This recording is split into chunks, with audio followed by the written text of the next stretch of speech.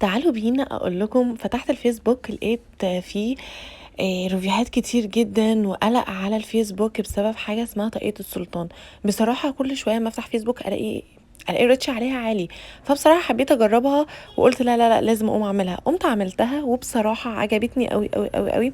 لقيتها العجينه طريه جدا وهشه قوي قوي قوي وقطنيه. وبصراحه انا كنت حاطه فيها شوكولاته كتير، فالشوكولاته كانت جوسي جدا جدا. وبصراحة التجربة معايا كانت أحسن حاجة. طبعا هي حاجة حلوة قوي ولقيتها ترند، فحبيت أجربها وأشوف هي الترند وصل بينا على فين. بس بصراحة عجبتني الفكرة جدا. وأتمنى تجربوها. تعالوا بينا يلا نعمل الطريقة بتاعتها. هنا بقى جبنا بولة وحطينا فيها نص كوب من الحليب الدافي، نص كوباية من المية الدافية، معلقة كبيرة من الخميرة، 5 معالق من السكر. طبعا هنا بقى هنقلب كويس. هننزل بذرة الفانيليا والبيضة، هنقلبهم كويس طبعا عشان البيضة تختفي تماما. كده البيضة اختفت. نزلنا بمعلقة من الخل.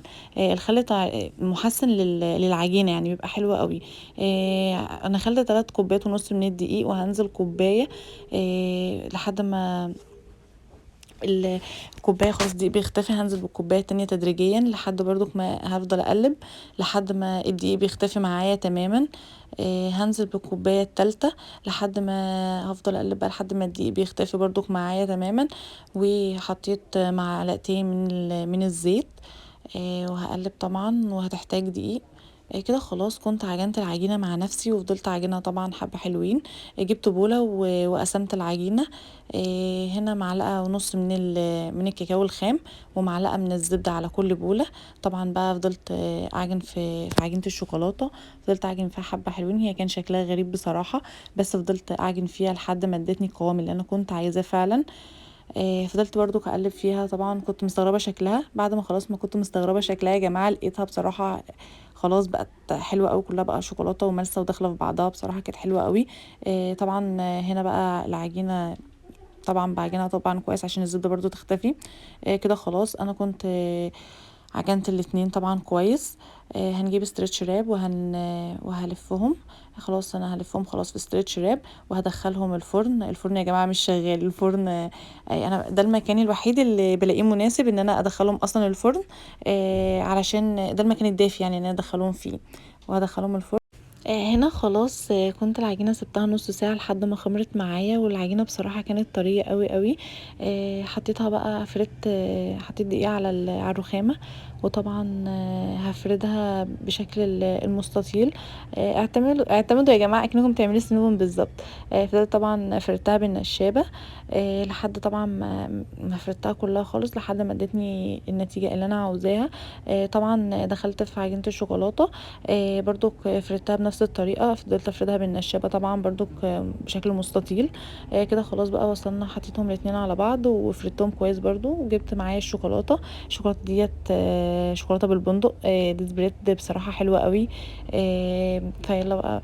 هنا بقى خلاص كنت خلصت ولفيتها. قاعدة الفها طبعا بالراحة، وقطعت طبعا التقطيع بالراحة.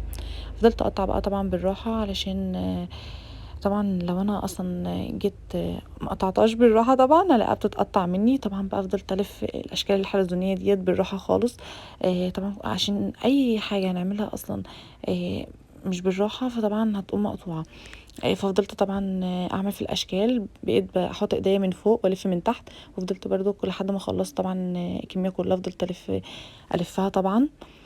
بصراحة هي حلوة قوي وتستاهل التجربة بصراحة. بس لو كترنا شوكولاتة يا جماعة، ولو حطينا كمان بقى رشينا قرفة وبعدين حطينا الشوكولاتة، بصراحة ديت الحاجة اللي انا ما عملتهاش وكانت بالنسبة لي دي هتبقى احسن حاجة.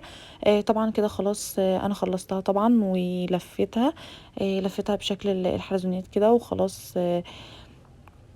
هجيب بقى صينيه وكده تبقى شكلها شبه الكتكوته خالص. صينيه وكنت دهنها طبعا زبده وهحطها ترتاح بقى لحد ما تخمر. هنا كان معايا بوله وحطيت فيها معلقتين من الحليب وبيضه فيها ذره فانيليا. وطبعا هجيب فرشه وهدهنها طبعا قبل ما ادخل الفرن متولع على سخن 200 على درجه حراره 200. طبعا بقى دهنتها بالراحه. وهندخلها يلا. طبعا هنا بقى كانت في الفرن وحجمها اتضاعف وريحتها بصراحة كانت حلوة اوي وكانت قلب البيت. هنا خلاص كانت طلعت من الفرن وكان معايا زبدة وكنت مسيحاها على البوتاجاز. دهنتها طبعا، دهنتها وحطيت عليها فوطة ترتاح. هنا خلاص كانت ارتاحت. ولو وصلتوا لحد هنا يا جماعة ما تنسوش تعملوا اشتراك للقناة واعملوا سبسكرايب، واتمنى اكون خفيفة على قلبكم.